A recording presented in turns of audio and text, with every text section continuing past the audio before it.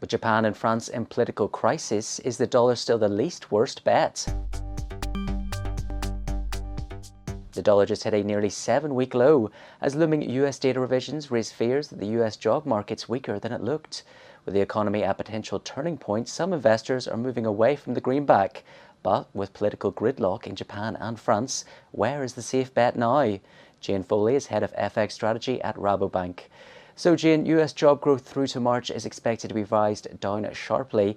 Is the labour market in trouble? Well, it certainly is showing signs of softening in the US, and therefore the market is anticipating that the Fed will have to cut interest rates. But of course, there is still the possibility that we do have inflation in the US, and that will be crucial in determining the path of Fed policy rates through the end of the year and potentially beyond.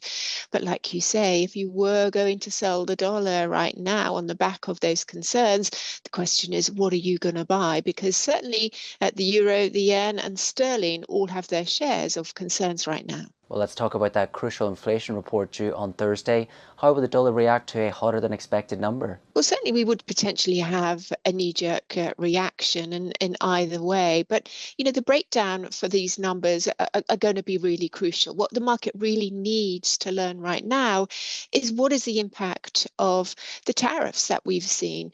How much impact? And therefore, how long is this impact going to be? Can we judge any impact to be transitory or not? And that means that the devil is going to be in the detail of these inflation numbers. If the Fed decide that any inflation impact is either going to be transient or if it's going to be quite low, then it's likely that the market will assume that the Fed will look through any heat in the inflation report. But all the same, if we do get a large push higher in inflation, it will likely knock on the head talk that the Fed could go as much as 50 basis points next week. Well, do you think a 50 basis point cut is warranted or even likely next week? Well, in Rabo's view, no, we think that the Fed will stick to 25 basis points because there is too much uncertainty, perhaps too much risk with respect to inflation.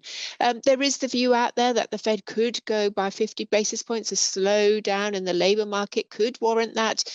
But then, of course, maybe the Fed would then choose to pause for quite a while. So I think that argument, one way or the other, is going to be given a lot more clarity once we know the outcome of both the CPI inflation and the PPI numbers later this week. Let's turn now to Japan, and the yen dropped when Prime Minister Ishiba announced his resignation.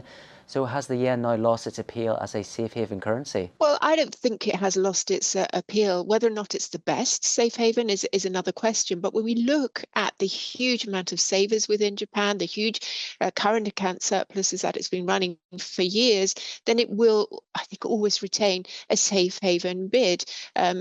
Money tends to go home when there is a crisis, and therefore, when there is a surplus of savers, it tends to protect the currency.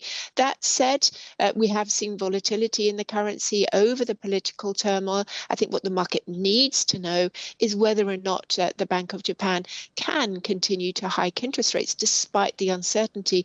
And some news reports this morning suggest that the Bank of Japan will retain its rate hiking bias. So whilst the Bank of Japan is not expected to move policy in September, that meeting at the end of the month will still be key in order to gauge whether or not that guidance is still there. Next up is France, and the political paralysis has put its markets in the crosshairs.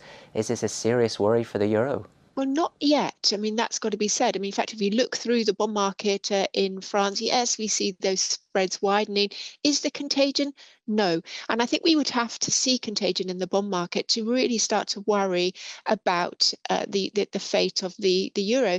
Once again, we can look at that current account position. The Eurozone has a very healthy current account position, a surplus of surveys and of savers, and that always protects the currency, which of course shows a much more negative light on sterling and the UK, where there is a current account deficit. So for now, I'd have to say that the French issues, while certainly of concern, are not going to be something that really undermine the euro, at least not just yet. So finally, Jane, diverging central bank paths, political uncertainty and fragile economies.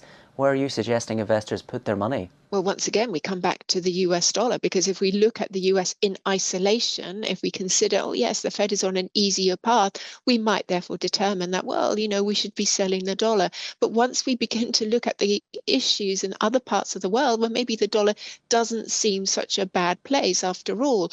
There is a lot of interest rate cuts priced into the US curve. There's a lot of interest rate cuts priced into the dollar. Speculators have been short the dollar for some time.